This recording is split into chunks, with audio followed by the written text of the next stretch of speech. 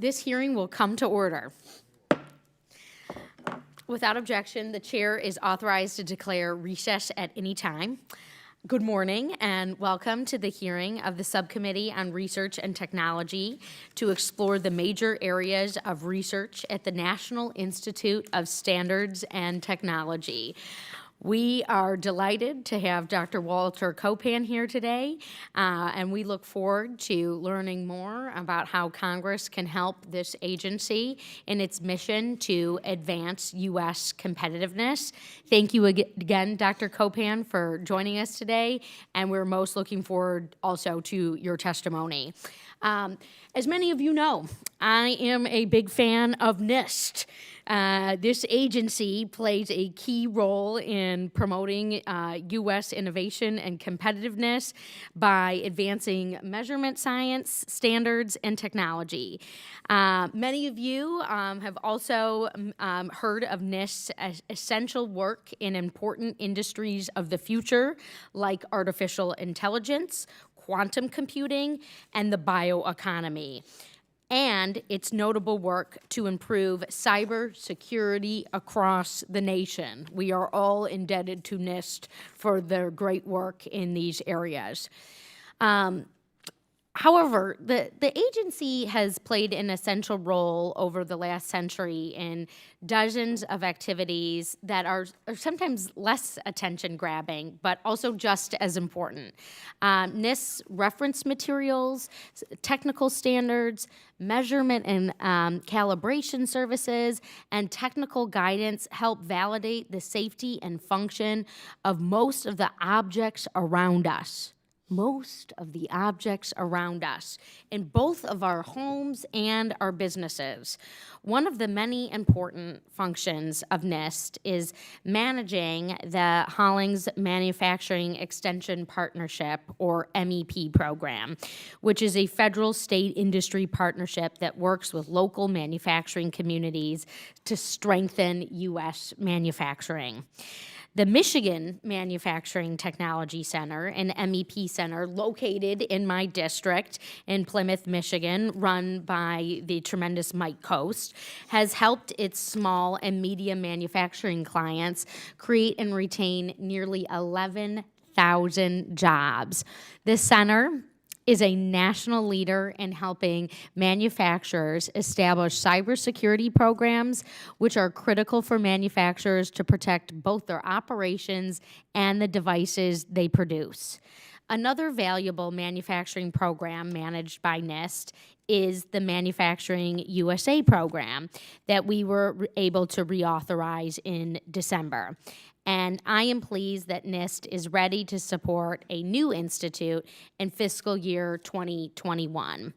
It is because of the great work that goes on at NIST that, and here's where we get to the tough part, we're disappointed by the president's destructive budget request, which proposes over a 30% cut to NIST's programs.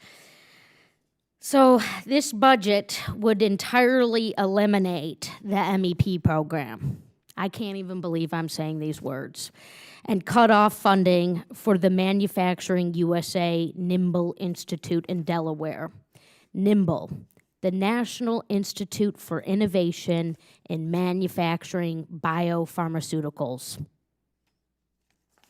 This budget is demoralizing to the dedicated public servants at NIST. It is harmful to our security, our health, and our environment, as many of the proposed cuts target these essential mission areas. And it is going to be crippling to U.S. competitiveness as the administration is putting on the line billions of dollars in economic growth for U.S. companies to save, quote unquote, $360 million in a spreadsheet. But today, I don't want to dwell on a proposal that we know Congress is going to reject. This is what our role is here today. Today, I would like this committee to focus on improving NIST and getting the agency the tools it needs to do better, to do its job. For example, NIST has aging buildings on its campuses in Maryland and Colorado and faces a substantial backlog in construction and maintenance. We should discuss how to fix these issues so the scientists and engineers that work at NIST have modern and safe laboratories and equipment to do their important work. In April 2019, NIST released a green paper about how to enhance return on investment for federal science agencies by increasing technology transfer. This is such a great report, by the way, and so we look forward to hearing NIST's other recommendations on how to enhance these efforts. I couldn't think of a better partner in today's hearing than my colleague, Dr. Jim Baird. I want to thank Dr. Copan again for being here. And at this time, the chair would like to recognize Dr. Baird for an opening statement. Well, good morning, Chairwoman Stevens, and I appreciate the opportunity to be here with you. I do appreciate you convening today's hearing and let us examine some of these major research activities that you mentioned that are supported by the National Institute of Standards and Technology, better known as NIST, in order to inform this committee's reauthorization of the Institute. I would also like to thank Dr. Copan for making the time and being here with us this morning, so thank you. I'm looking forward to hearing your testimony. Since 1901, NIST has been the forefront of setting the standards for weights and measures for the United States and for the world, really, because of the quality of the product. So almost every federal agency and U.S. industry sector uses the standards, they use the measurements, and the certification service that NIST labs provide. New technologies development, as these new technologies develop and evolve, then NIST provides the services that are extremely critical for the growth and development of those industries.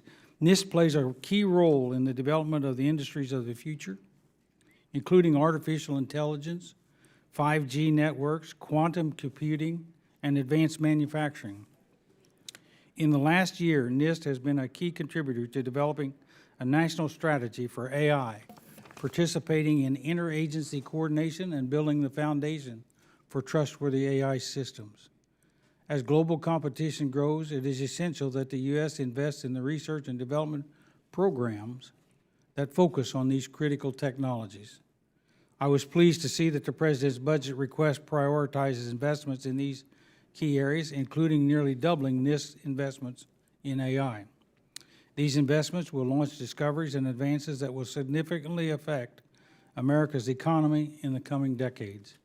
I look forward to hearing more about them today. I am proud to have recently introduced H.R. 6145, the Industries of the Future Act, and I've joined with Representative Foster, Ranking Member Lucas, and Chairwoman Stevens on that bill. So H.R. 6145 would require the executive branch, including NIST, to develop a plan to double the baseline investments in industries for the future by 2022. It would also require a plan to increase civilian spending on future industries to $10 billion by fiscal year 2025. Our country needs to make the necessary investments in industries like AI, quantum, advanced manufacturing, so our workers can continue to lead in the jobs of the future. In January, I co-sponsored 5685, the Securing American Leadership in Science and Technology Act, which provides a long-term strategy for investment in basic research to combat threats to American competitiveness. H.R. 5685 authorizes a doubling of the fundamental research activities supported through NIST labs over the next 10 years to divide the next generation of technology breakthroughs.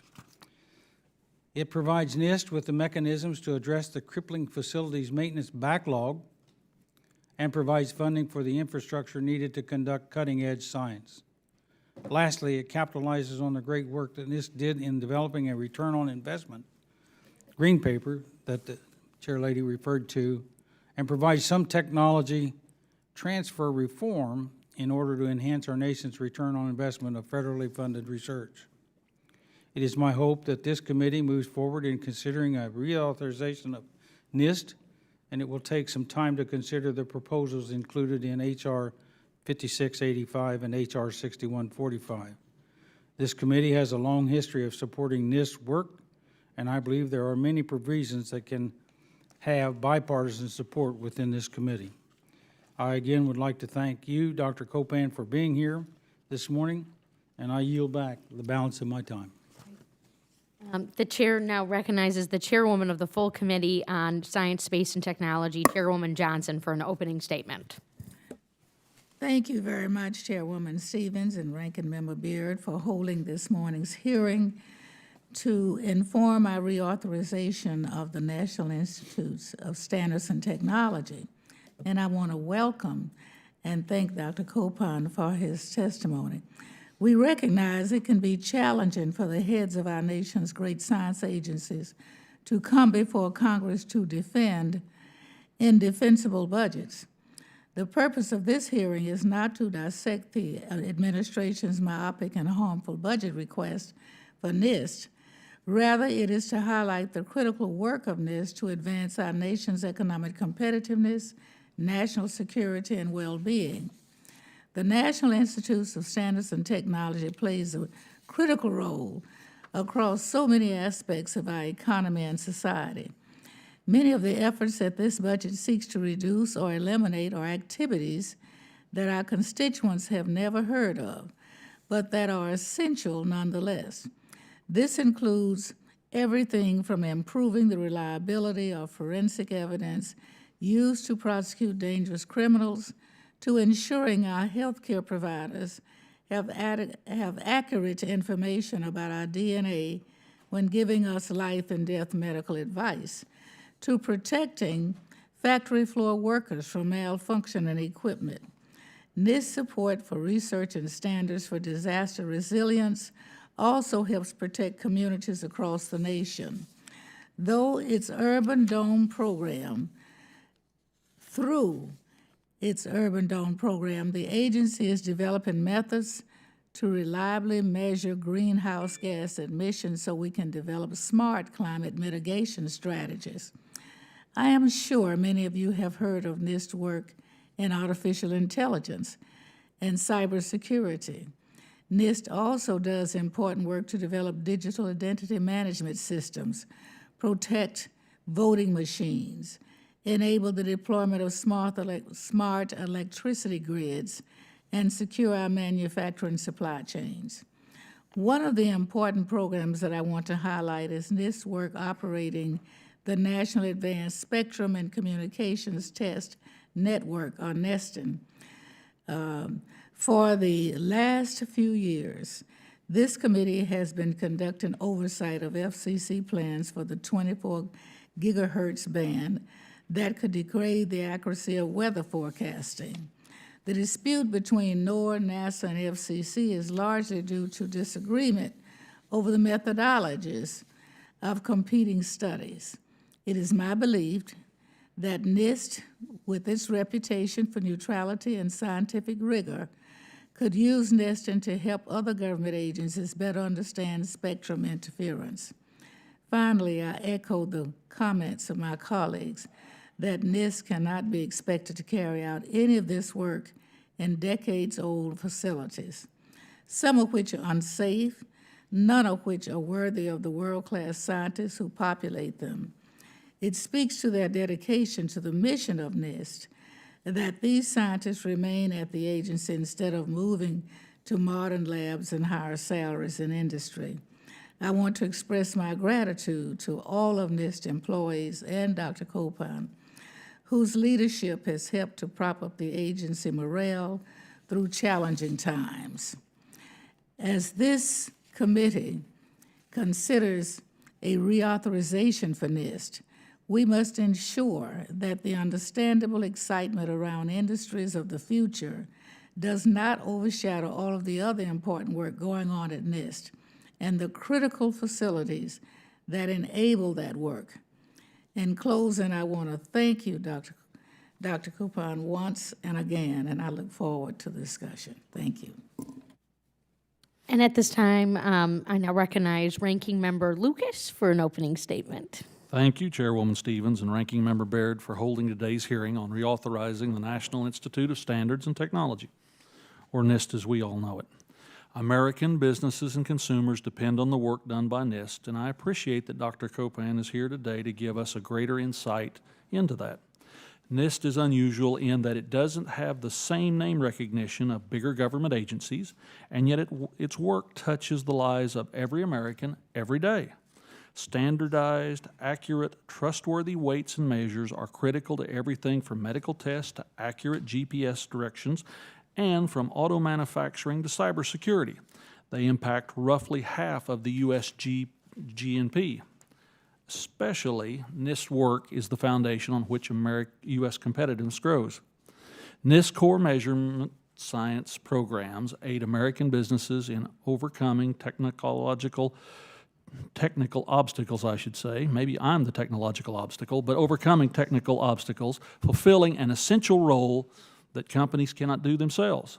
For example, they provide calibrations and standards for industry broadly, from oil and gas to agriculture, aerospace, medicine. That's why this committee has a long history of bipartisan support for NIST, and it's why I'm hopeful that we can work together on legislation that will give NIST the resources it needs to support our continued economic growth. For America to compete globally, we not only need to do effective and be efficient in our current industries, we also need to lead the way to emerging technologies and industries of the future. China has made it an explicit goal to surpass the U.S. and become the world leader in critical technologies like quantum information science, artificial intelligence, advanced manufacturing. By investing in our STEM workforce, world-class facilities, and the research needed to develop state-of-the-art technologies, we'll secure our R&D and drive progress. NIST is critical to U.S. leadership in AI, quantum technologies, and other emerging technologies. In January, I introduced the Securing American Leadership in Science and Technology Act to address the challenges to American competitiveness. It will double funding for basic research over the next 10 years, which includes doubling funding for NIST labs. It provides infrastructure updates and prioritizes research in industries of the future. As critical technologies are developing for global development, it is critical the United States and its allies continue to shape standards that underpin the technologies themselves and the future international governance of these technologies for generations to come. NIST plays an important role in this arena by developing and disseminating the standards that allow technology to work seamlessly and businesses to operate smoothly. My legislation also takes steps to improve how NIST engages in international standards development. As the reauthorization of NIST is considered by this committee, I hope we can work together to address these issues. And I want to again thank Chairwoman Stevens and Ranking Member Baird for holding today's hearing. And thank you, Dr. Copan, for your leadership of NIST and for your testimony today. And with that, I yield back the balance of my time, Madam Chair. Thank you. If there are members who wish to submit additional opening statements, your statements will be added to the record at this point. And at this time, I'd like to introduce our witness. Dr. Walter Copan is the Undersecretary of Commerce for Standards and Technology and the Director of the National Institute of Standards and Technology, NIST. Arguably the coolest job in the Beltway. Positions he has held since 2017, by the way.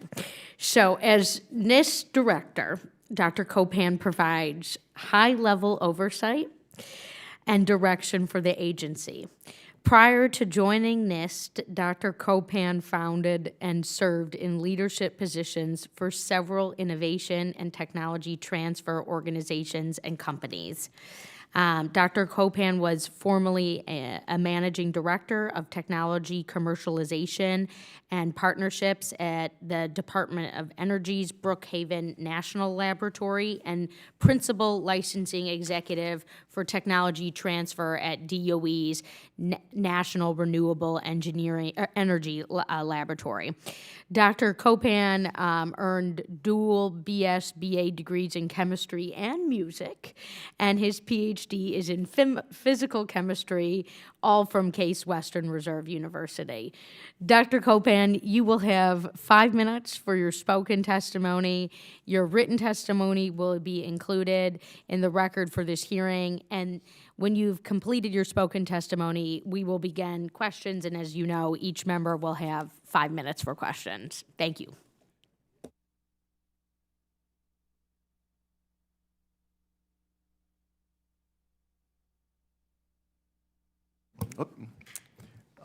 Ranking Member Lucas, I'm so grateful to have this opportunity to be with you to testify today on the programs, priorities, and the goals of NIST. NIST targets our research programs toward emerging technologies that will have the greatest impact in advancing innovation and the competitive position of the United States. To continue to be a bedrock of innovation, NIST must reinforce its core competencies and grow new capabilities year over year. The administration has identified quantum information science, artificial intelligence, advanced communications, including 5G, advanced manufacturing, and the bioeconomy as domains that have potential to transform U.S. industry. These areas present NIST new challenges and opportunities to develop new measurement capabilities, technologies, tools, and standards to secure and protect the nation's economic and national security. Today, I look forward to highlighting NIST's plans and accomplishments in each of these critical technology domains. NIST is a recognized world leader in the field of quantum science and technology, as was recognized in the National Quantum Initiative.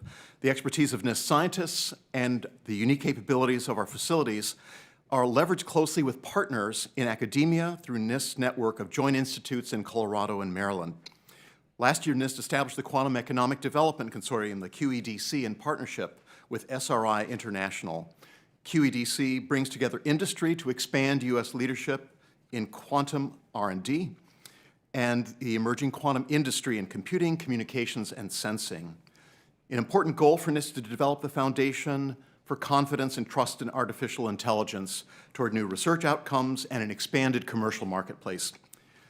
Today, NIST's efforts in artificial intelligence are focused along 3 primary thrust areas. First, addressing the fundamental questions about the use of AI to ensure that it's trustworthy and explainable. Secondly, NIST is broadly engaging in using AI across its research portfolio in areas including biometrics, imaging, advanced materials discovery, smart manufacturing, and the design and characterization of engineered biological systems. Finally, we're working with industry, government, and academia to establish governing principles, standards, tools, and best practices for the design, construction, and use of artificial intelligence systems.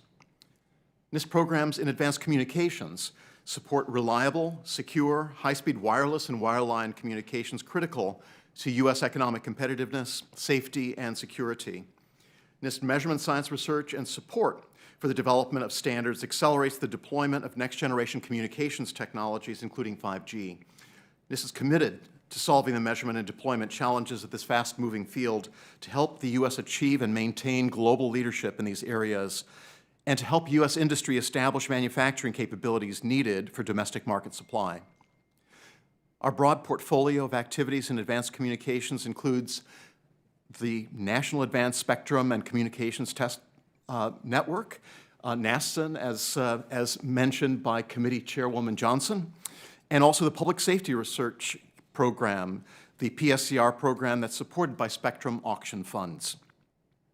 NIST measurement research in manufacturing processes, robotics, and advanced materials provides a foundation that helps the nation's manufacturers to invent, innovate, and create new processes, products, and services more rapidly and more efficiently than their global competitors. The NIST laboratory programs invest heavily in support of advanced manufacturing, and Manufacturing USA helps U.S. industry to develop and implement new technologies, making them more competitive in the global economy. To support the U.S. bioeconomy, NIST is building next-generation measurement science capabilities and engineering biology laboratories to accelerate biotech innovation. Along with basic R&D, NIST facilitates the translation of technologies to scale through global standardization, through technology transfer and industry partnerships. The Manufacturing USA institutes and participants benefit directly from this work. We have launched the NIST Living Measurement Systems Foundry to advance U.S. synthetic and engineering biology efforts. the Genome in a Bottle Consortium, Gene Editing Consortium, and support for the regenerative medicine industry are examples of our important collaborative work. So again, thank you for the opportunity to highlight these critical technologies and the role that NIST is playing to enhance U.S. innovation and economic competitiveness. I'm happy to answer any questions the committee may have. And as I close my comments right on time, I'd like to invite this committee to celebrate the 120th anniversary of the National Bureau of Standards and the National Institute of Standards and Technology next year, March 3rd, 1901. As many of you know, the foundation of NIST goes back to the foundation of America in Article 1 of our U.S. Constitution. We're achieving a great milestone for this important, storied institute. Thank you for your support. Thank you. Well, at this point, we're going to begin our first round of questions, and the chair is going to recognize herself for 5 minutes and start by saying, invitation accepted. To the chagrin of my team that likes to review those things, and maybe to the chagrin of the future, but we're delighted to hear about that milestone and always eager to celebrate with our colleagues over at NIST and see what's happening. I think one of the most significant things about the agency that you run, Dr. Copan, is how much you do with how little. Particularly as we get into sub-departments who maybe have $6 million for different standards programs, if it's election security or cybersecurity. I mean, you can run the gambit, and there are strategic partnerships, there's collaboration throughout industry, and there's this real commitment to almost setting the pace, right? And particularly as you had touched on, and with your vast background in technology transfer, the Lab to Market initiative that NIST runs, which again is an initiative set forward to conduct tech transfer initiatives throughout the federal government. We recognize there's been some proposed cuts, but was wondering if you could give us a little bit of an update on the program, talk about the budget considerations, and anything else that you might want to share out of the Lab to Market initiative. Thank you so much for that question and for your comments. The Lab to Market program and the Return on Investment initiative is a top priority for the administration. It's recognized also as a CAP goal nationally, a cross-agency priority to ensure that the United States, as it invests in science and technology, can create the greatest value for the American people and for the American economy as a result. We are excited to be advancing a legislative package with the Department of Commerce, the administration, and external stakeholders to address the issues around the Stevenson-Weidler Act and the Bayh-Dole Act, which are 40 years old this year, and important modernization to streamline U.S.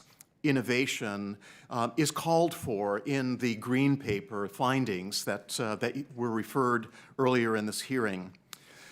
The kind of reforms that are important, which we anticipate also working with the committee in the reauthorization language for NIST, includes addressing regulatory impediments and implementing administrative improvements to enhance the agility of the federal laboratory system in engaging with industry.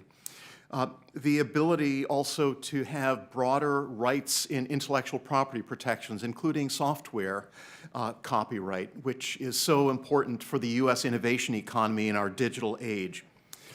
Finding ways of increasing engagement with the private sector, more flexible tools for partnership.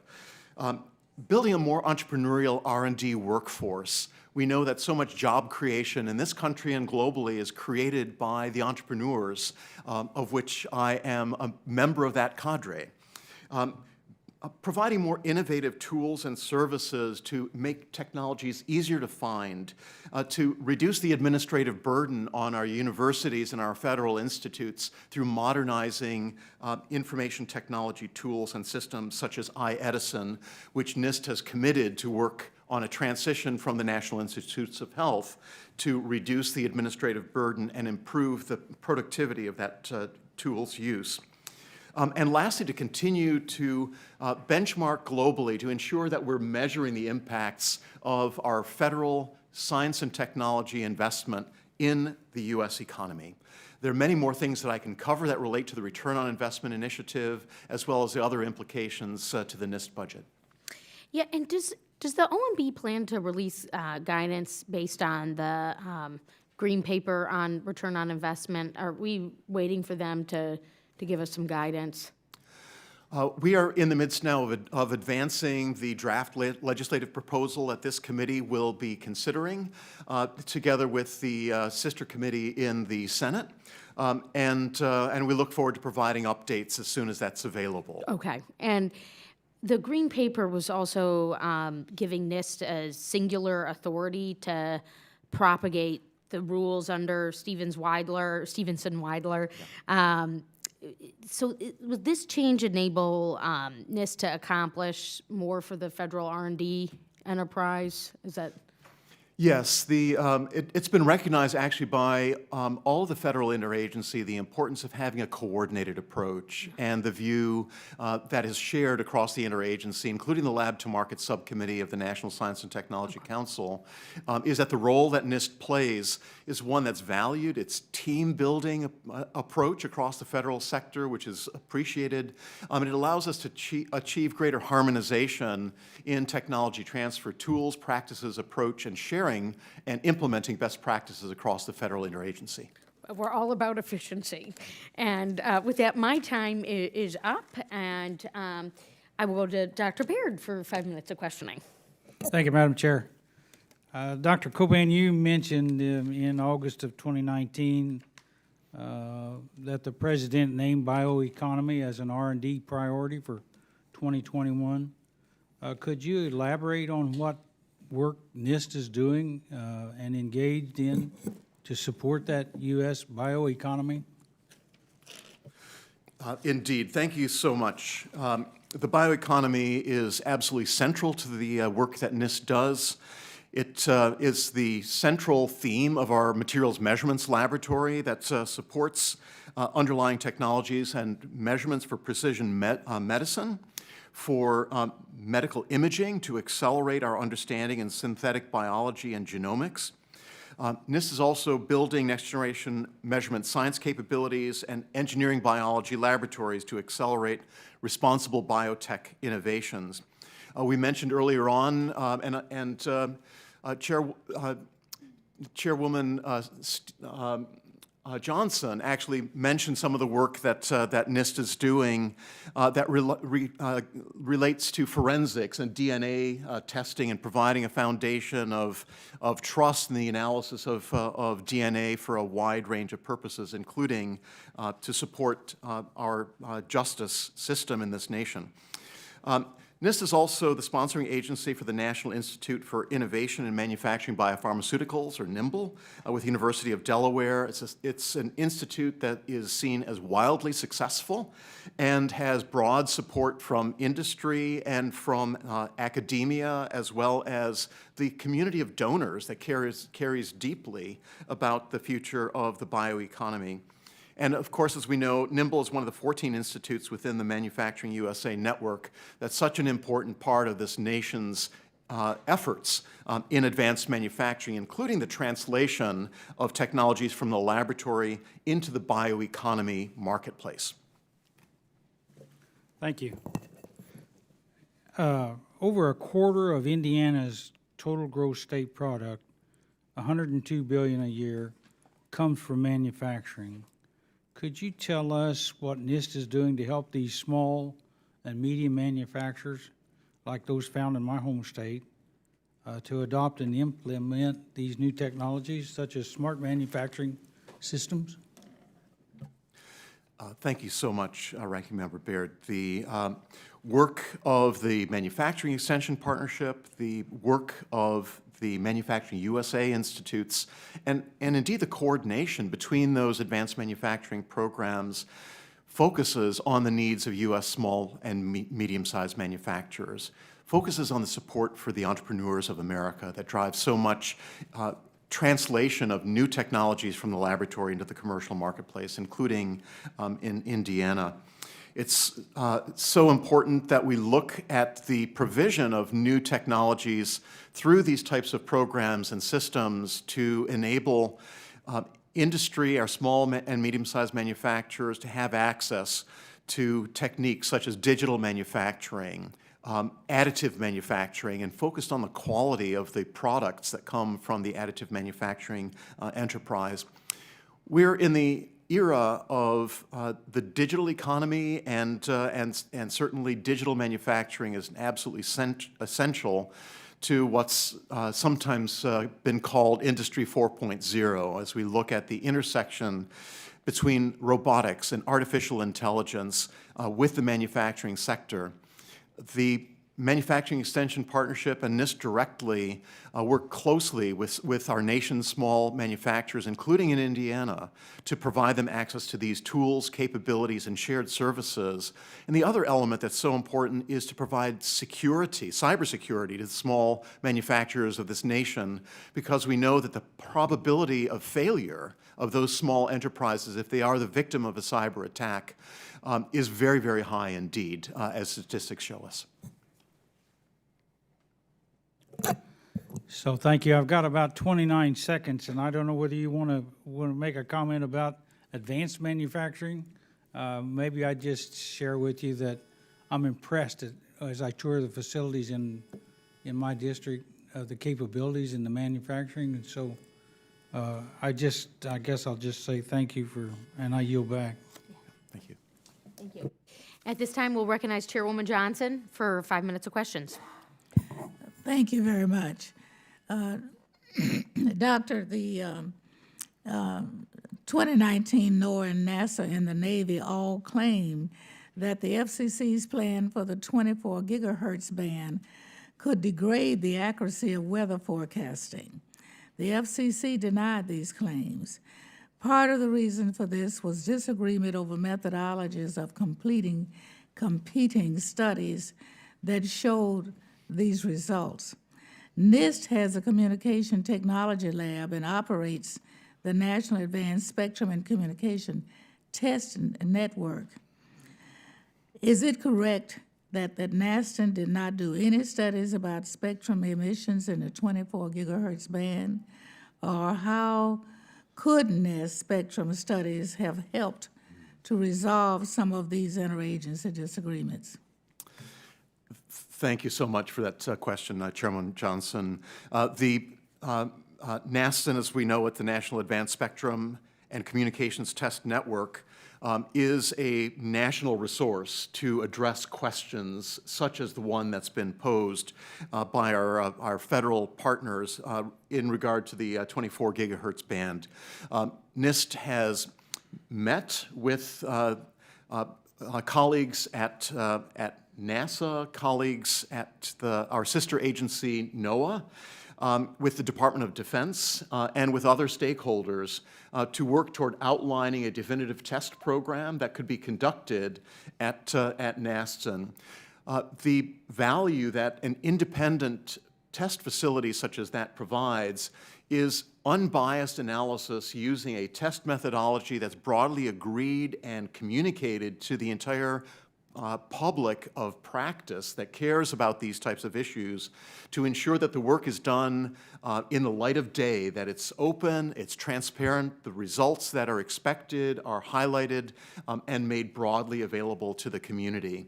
So we look forward to the work with the sister agencies and also with the input of the FCC as we look to the future of intelligent data to guide spectrum allocation decisions. Thank you. I noticed that the President's FY 2021 budget request called for the doubling of funding for artificial intelligence research at NIST. What are NIST's plans for this additional funding? As I've said, I believe, before this committee in the past, NIST can always do more with more. Yeah. And it's actually wonderful that NIST has such a deep experience in the applications of artificial intelligence. It is broadly applied across all of our laboratories to improve the productivity of what we do. One very simple example is we used to have postdoctoral fellows and graduate students and principal investigators aligning by hand the laser tables that we use for the next generation atomic clock research.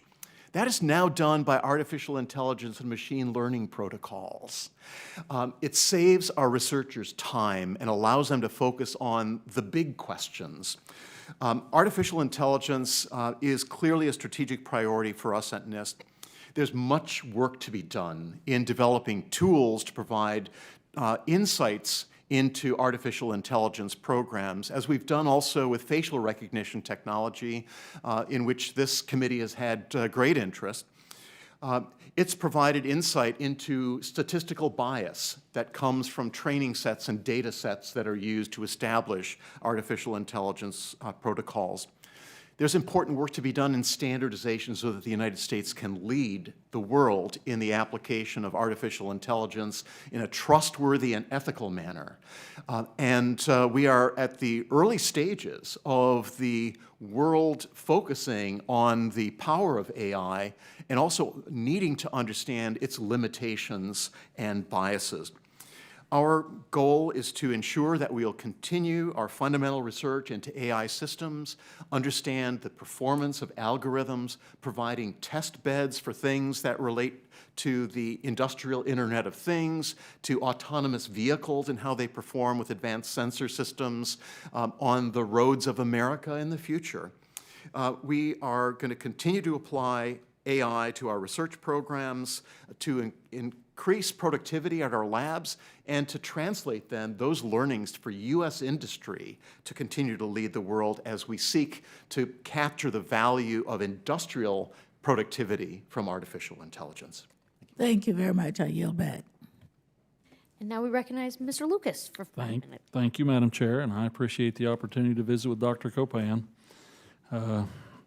Before I ask my one question, though, I have to note there's been lots of discussion about the President's budget, and when I enthusiastically see the majority's budget, I know a lot of these issues will be addressed whenever it's available. Whenever it's available. That said, let's focus for a moment on an issue that I am very concerned about, Doctor, and that's the move China is making in the 5G wireless technology, particularly in trying to dominate the global market. How do you think the U.S. stands on 5G, and what do we need to do, not just to compete, but to lead in that area?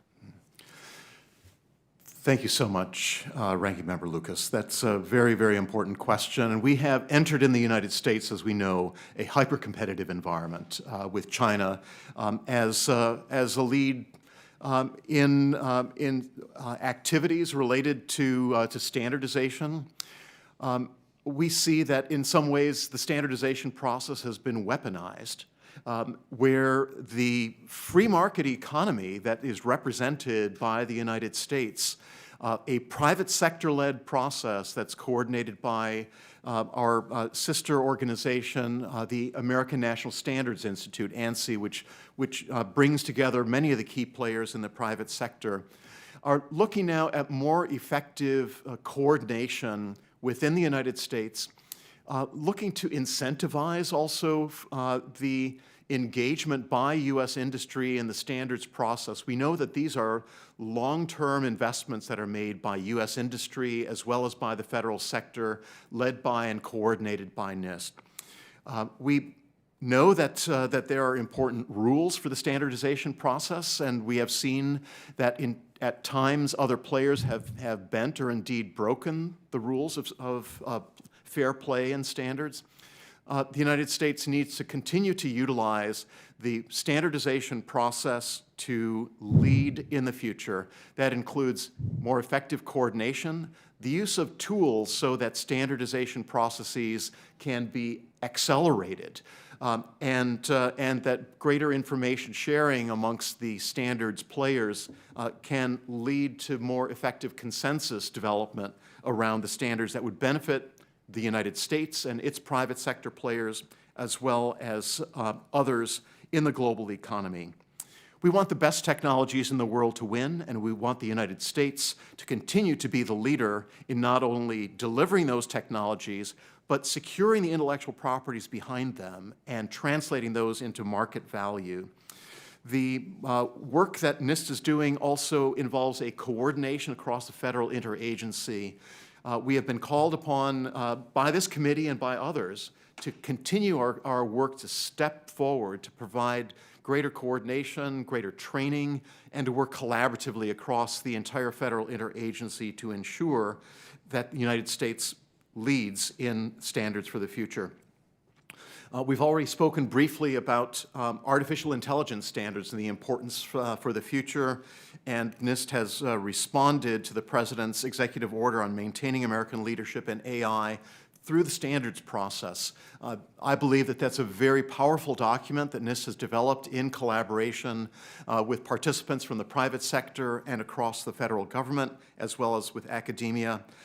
That same process also focuses on the United States being able to sit at the table in the United States and globally with the global standards development organizations to ensure that U.S. industry, U.S. government, U.S. stakeholders are present at the standards negotiating tables around the world. Thank you, Dr. Copan. And surprisingly, Madam Chair, I'll yield back a little time. And now we'll recognize Congressman Lipinski for 5 minutes of questioning. Thank you, Madam Chair. Dr. Copan, I was proud to have passed the American Manufacturing Competitive Act in 2014 as part of a broader manufacturing legislation package requiring publication of a strategy for American leadership in advanced manufacturing. And I was excited to see the first strategy published in October of 2018, and I note that you are the co-chair of the Committee on Technology that worked on this strategy, and I sincerely thank you for your efforts. I have to admit I had some concerns about what was going to wind up being in there, but you did an excellent job in putting this together. As my colleagues are well aware, I've long been interested in programs to encourage research coordination and facilitate tech transfer. So it's no surprise that I was particularly interested in the recommendations within the report section titled Encourage Ecosystems of Manufacturing Innovation. In response to these recommendations, I recently introduced H.R. 5978, the Made Here Act. This bill aims to create new regional manufacturing innovation clusters by bringing together educational institutions, private sector companies, labor organizations, and government-funded entities such as the manufacturing institutes and manufacturing extensionship partnerships. Through the three-phase funding model, the program would place an emphasis on entrepreneurial training and business plan formation to meet regional need. So this is all very much in keeping with the recommendations of the report. So Dr. Copan, can you please describe the value of a regional entrepreneurial manufacturing cluster program like the one that I described? Thank you so much, Congressman Lipinski, and thank you for your great support for America's manufacturers. We know that entrepreneurship drives value, and we are in an era of networks where bringing together the key players in the ecosystem is critical to establishing new or strengthening existing industry-driven consortia such as the Manufacturing USA Institutes and their connections broadly with entrepreneurs, accessing also the capabilities of the Manufacturing Extension Partnership, which supports small to medium-sized enterprise as well as the nation's entrepreneurs. There are high-priority challenges that need to be addressed to grow advanced manufacturing across the United States. The United States needs to continue to lead the world in advanced manufacturing, including the applications in the digital economy and the bioeconomy.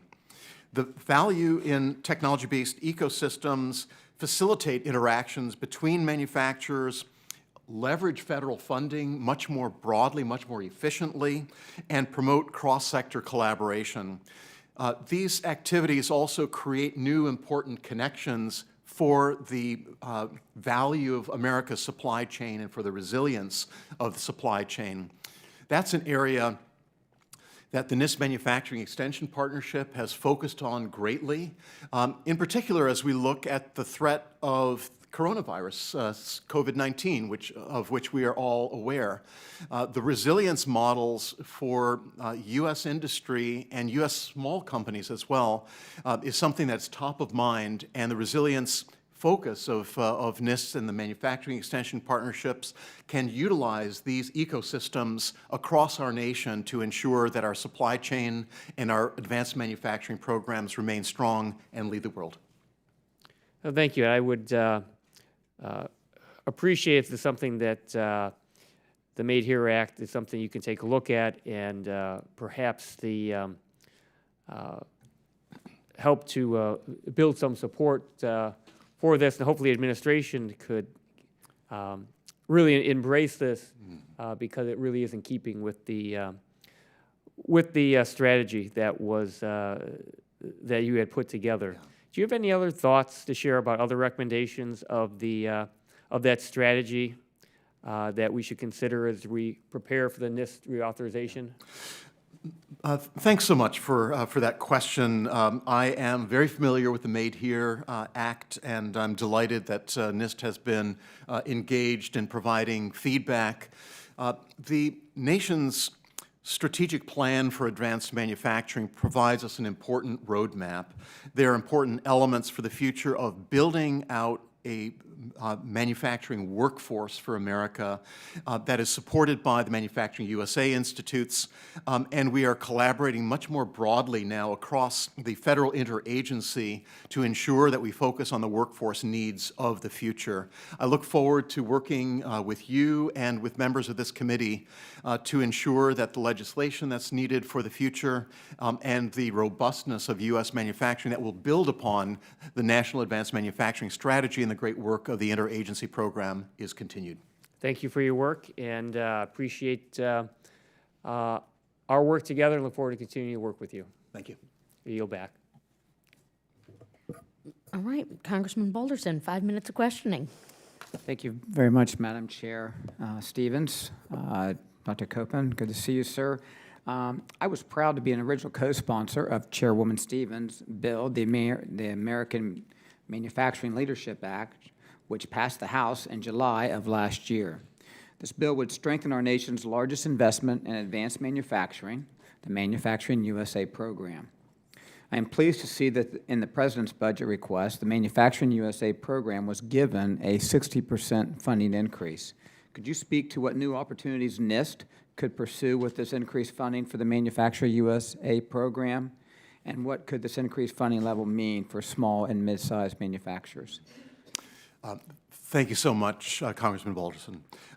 The advanced manufacturing focus of the budget proposal for 2020 is really authorizing NIST to begin the competition for a new advanced manufacturing institute.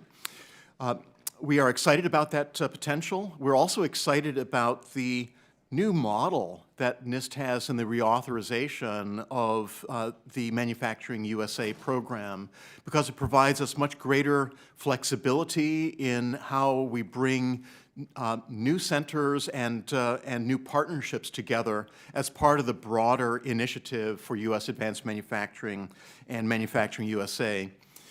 We would look specifically to begin in this fiscal year the competition process, which we anticipate to be a year-long journey to bring an open competition together, that the best possible opportunity for a new U.S.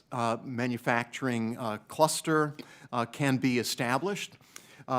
We know that this is a highly competitive process, but competition is a great thing because it brings together new collaborators, new partners, and looking at the most important problems for U.S. manufacturing to be addressed.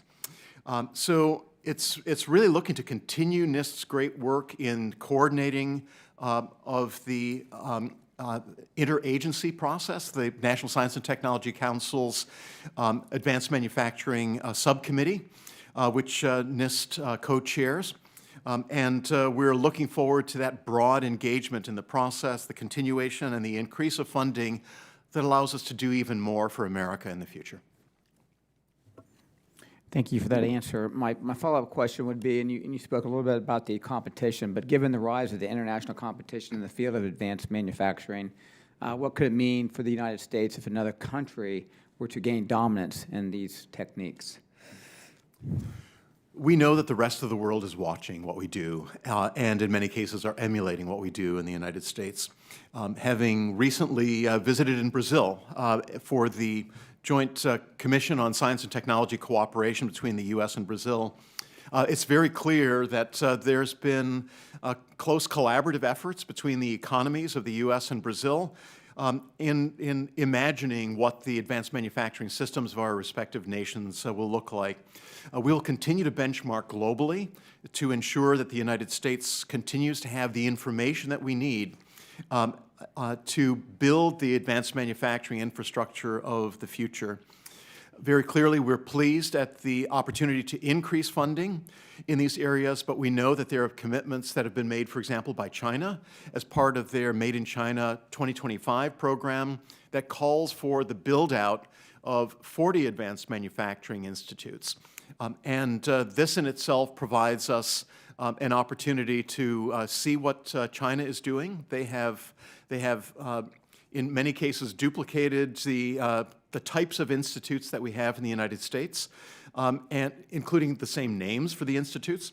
And it's been something that we are keeping our finger on the pulse. We do know that our sustained investment for this nation, as well as utilizing American creativity to ensure that we're addressing the greatest opportunities of the industries of the future, recognizing that as we make, we learn. We know also that measurement science is absolutely essential to the future of manufacturing, and also that standardization is essential for the adoption of the new products that come from our advanced manufacturing programs across the nation. Thank you very much. Madam Chair, I yield back. Thank you. I tell everyone back home, when we got this American Manufacturing Leadership Act, Congressman from Ohio, Congresswoman from Michigan, it's the only time Michigan and Ohio have ever come together to win anything. But we do it for manufacturing, and that's where our region in the Midwest shines. And, certainly delighted to see that the administration agrees with the investments, and we want to continue to support NIST in that process as well. So thank you for those thoughtful comments, Dr. Copan. And now we're going to recognize Congressman Cohn for 5 minutes of questioning. Thank you. Appreciate it, Madam Chairman. Dr. Copan, thank you for your testimony. In light of all the news around Clearview AI and its secretive facial recognition system, I wanted to discuss NIST's important work in accuracy benchmarking for facial recognition technology through its face recognition vendor test program. As the debacle around Clearview AIs shows us, this technology poses significant societal risks, and understanding their accuracy is paramount. In its most recent test last December, NIST found vast differences between the accuracy of algorithms, with the top 17 performing algorithms being nearly perfect across demographics, while the bottom performing algorithm showed significant false negative and false positive rates. Doctor, what accounts for the significant differences in accuracy between the top performing face recognition algorithms and the lowest performing algorithms? Thank you so much for that question, Congressman Cohen.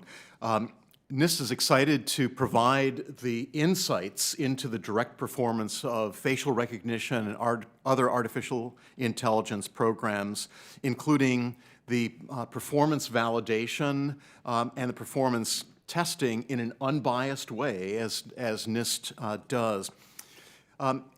Congress appreciates the work, I know, from the discussions that we've had in this committee and elsewhere by the clear testing protocols that NIST utilizes. So often, the building of algorithms is enhanced or we see detriment based on the selection of the training sets.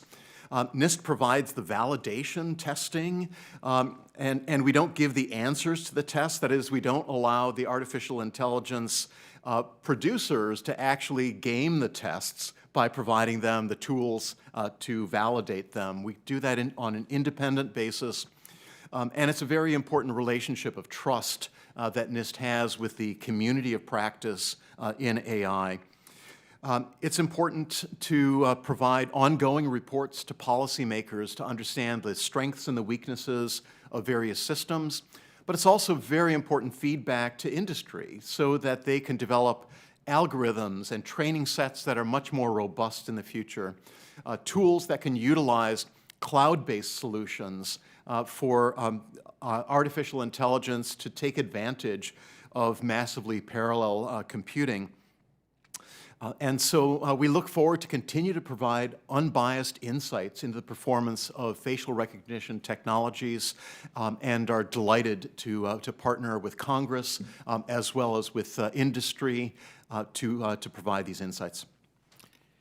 Well, I'm not sure if I understood exactly what accounted for the differences in the low and the higher rated algorithms. Did I miss that, or did you miss it? Well, the performance is really based on the algorithms themselves, as well as the training sets that are utilized to establish the algorithms. Sometimes the performance is enhanced by the actual computing architecture that's used, a cloud-based solution, for example. And so it really comes down to we're not the ones who actually tell people how to fix their problems, but we are there to, when it comes to the design of their algorithms and their tools. But we can certainly provide insights into what's working well and what's not. Well, is the problem, so you're saying the problem is in the standards that they use. It's not in the inability to accurately assess people based on their personal or similarly related characteristics. It really is a combination of the actual sort of mathematical model, the algorithm tool that's utilized, the training set that allows the initial performance to be established by the vendor, and then ultimately it is affected by the tool set of technology, including cloud-based solutions that can give greater computing power to the decision-making. So you think scientifically they can get it right and not have low-performing algorithms? It's just a matter of them getting it right? Indeed. Yeah, it's a matter of time. This is a field that's emerging. Tools are being improved all the time. And now that the problems are more apparent to the developers, NIST will continue to provide testing and feedback so that industry can refine its tools, its systems for better performance in the future. I yield back the balance of my time.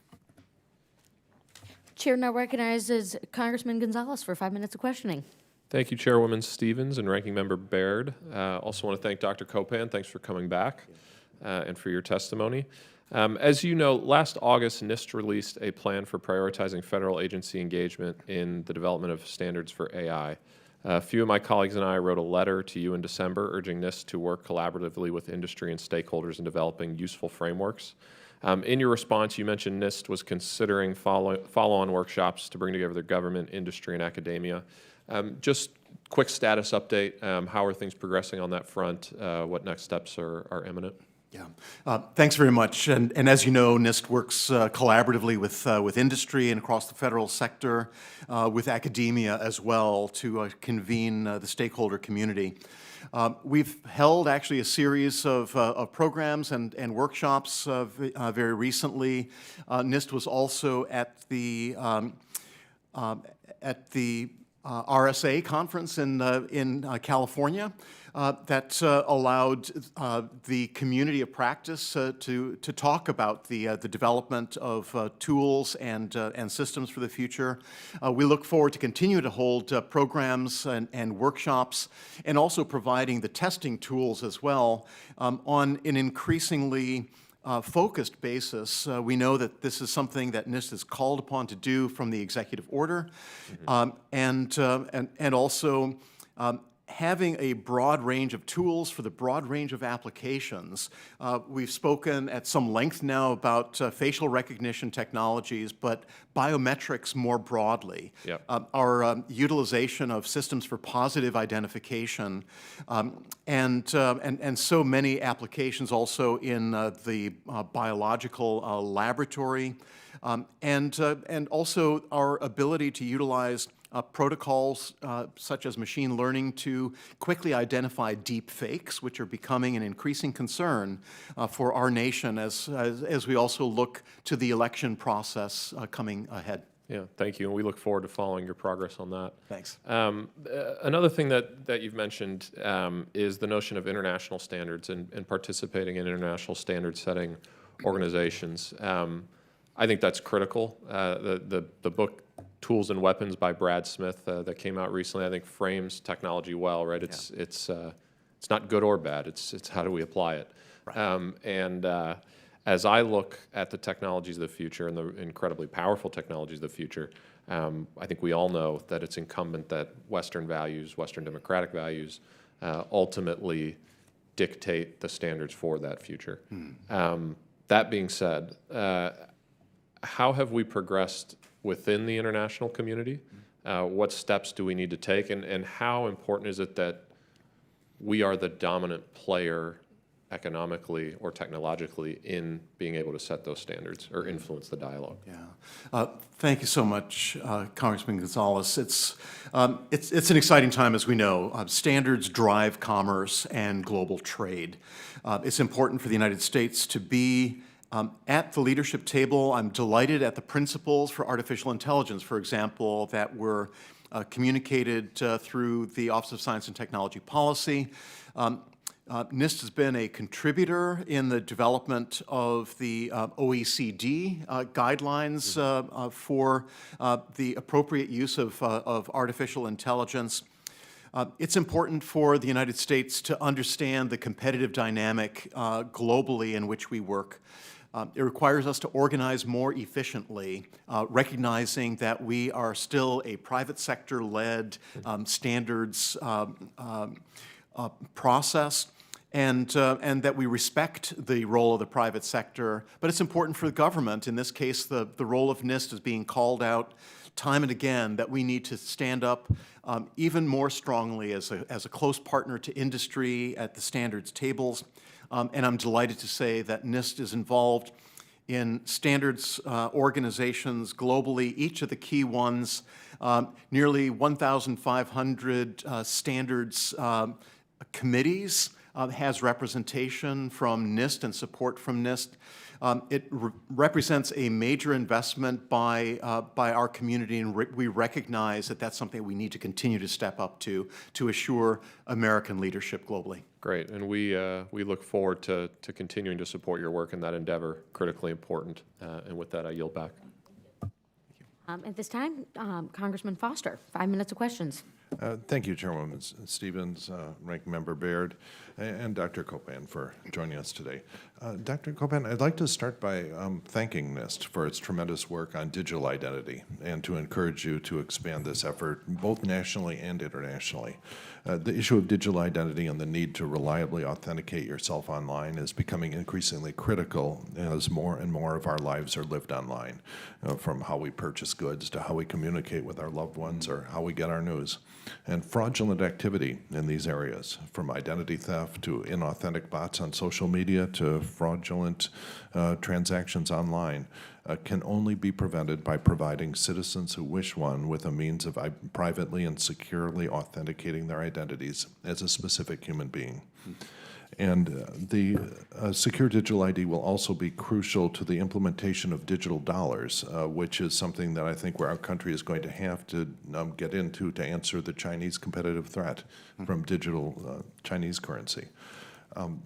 And as you know, NIST published the Digital Identity Guidelines in 2017. These guidelines provide technical requirements for federal agencies implementing digital identity services.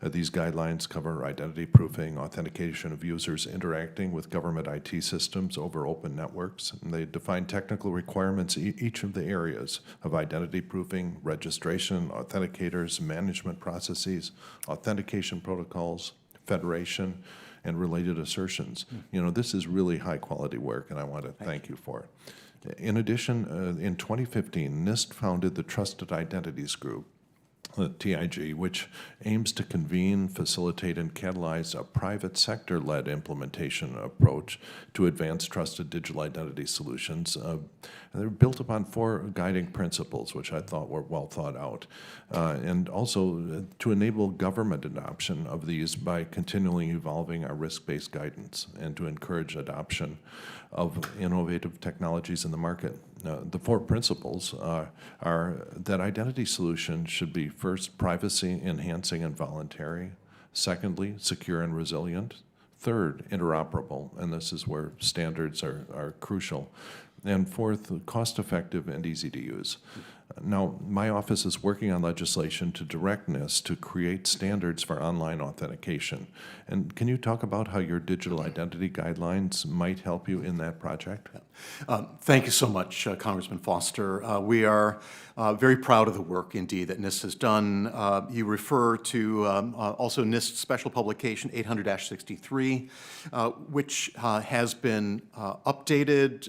There's new information actually available online from NIST that provides new insights and addresses frequently asked questions on digital identity. To the point that you've made, digital identities are such an important component of our modern lives, and it turns out that they're complicated by the fact that we are multiple personalities online, if you will. People have multiple identities when it comes to their email, to their online banking, to how they interact with social media.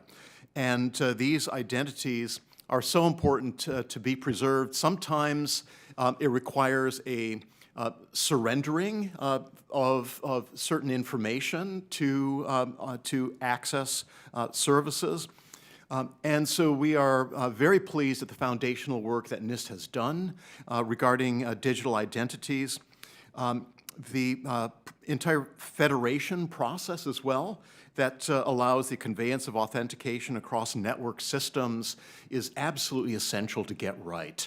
NIST looks forward to working with you and with this committee as you seek to strengthen the protection of Americans' digital identities. And also, as we look to the future, NIST's work in blockchain, for example, as we look to the future of cryptocurrencies and other. I very much enjoyed attending one of your blockchain-related summits. Yeah. Thanks so much for your support.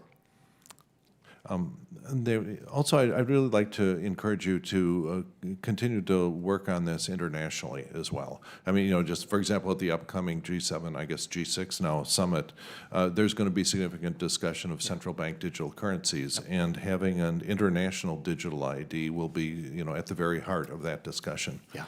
And then in my last 9 seconds, maybe I'll ask you a question for the record, having to do with the strategic vision for the neutron science enterprise at NIST. Very good. I will look forward to addressing any questions for the record, and if time permits in the testimony today, to be able to come back to both of those topics. Thank you so much. Thank you.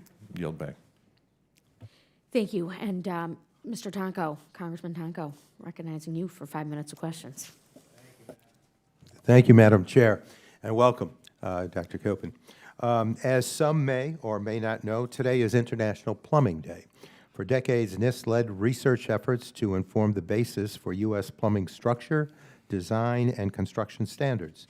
These efforts were ended in the 1970s, and as a result, today's plumbing standards do not fully account for technological advances that could enable us to meet our daily water needs while conserving resources and reducing utility bills. That is why I joined Representative Cartwright in co-sponsoring the NIST Plumbing Research Act to reinvigorate these efforts.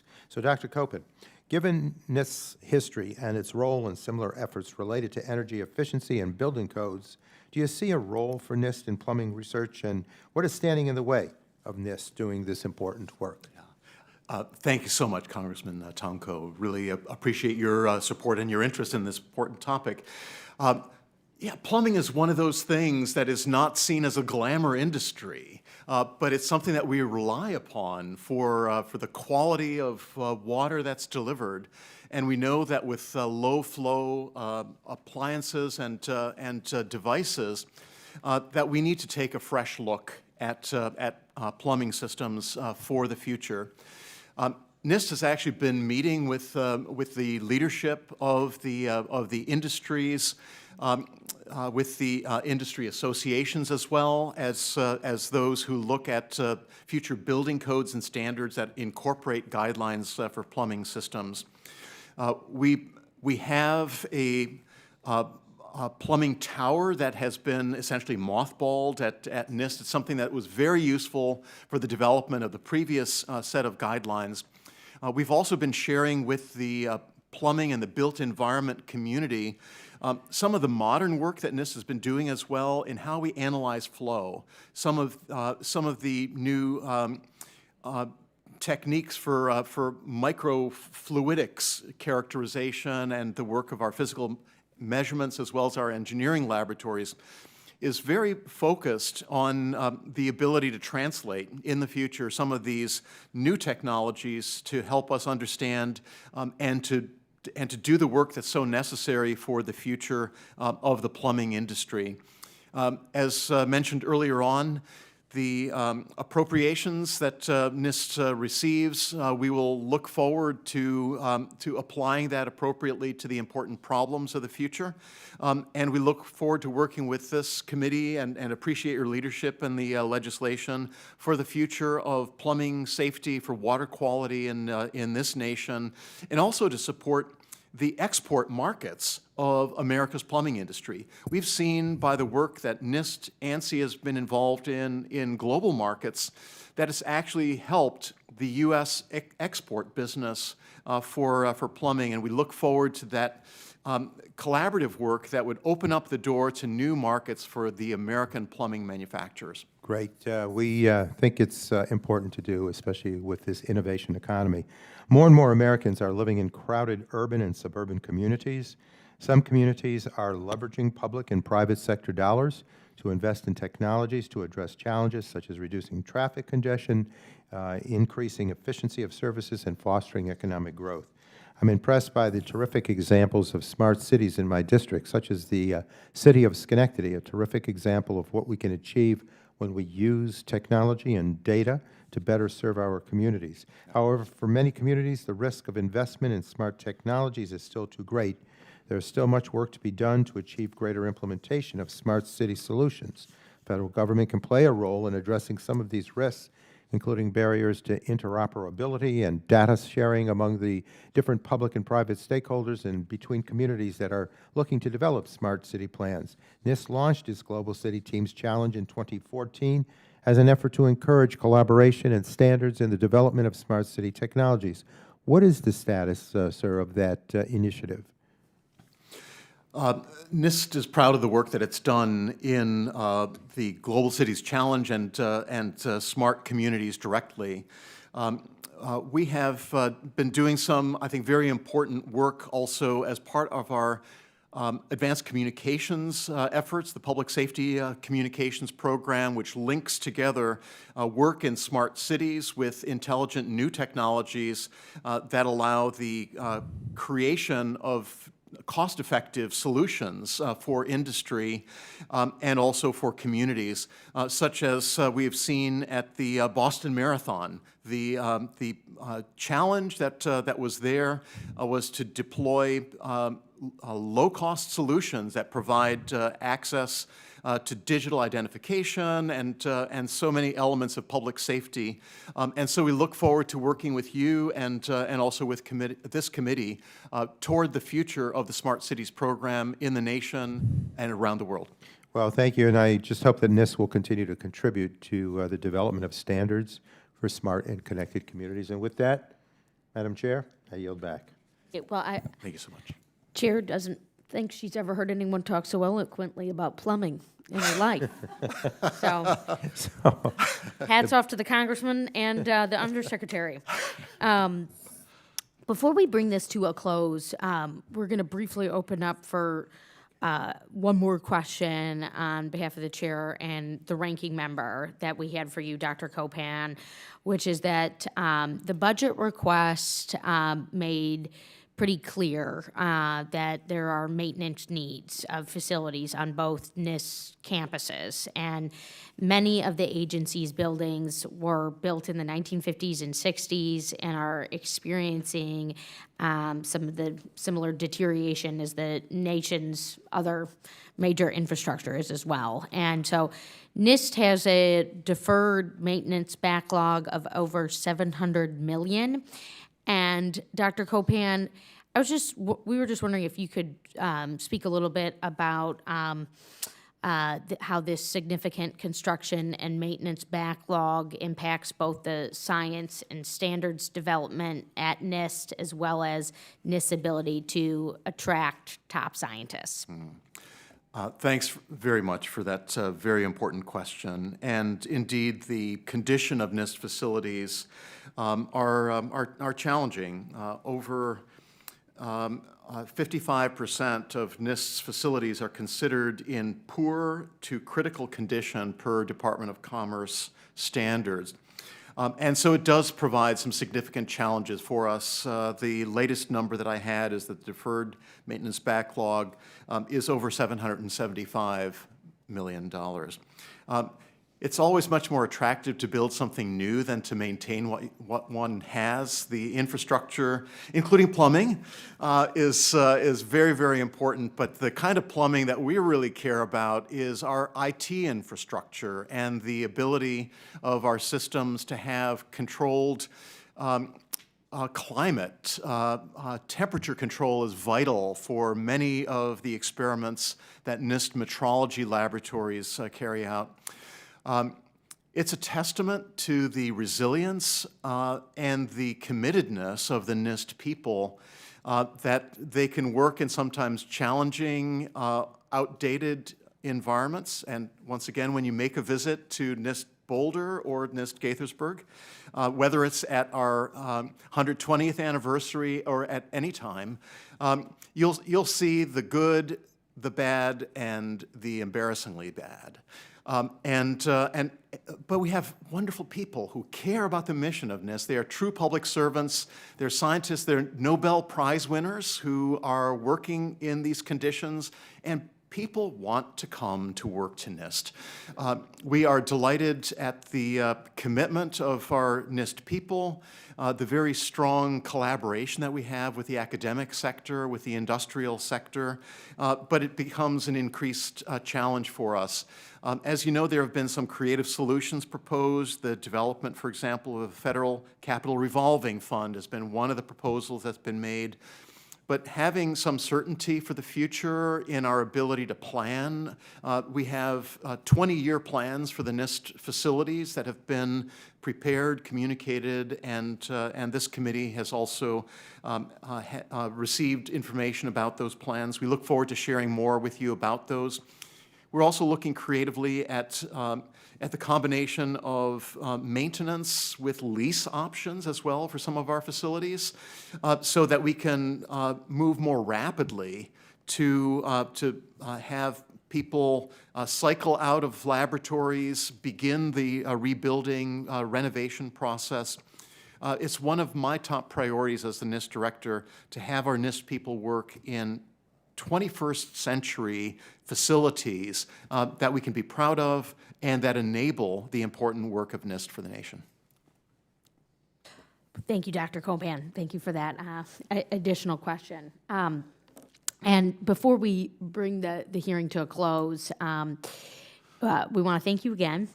I think it's clear you have a committee of NIST enthusiasts and people who are appreciative and attracted to your work and your leadership.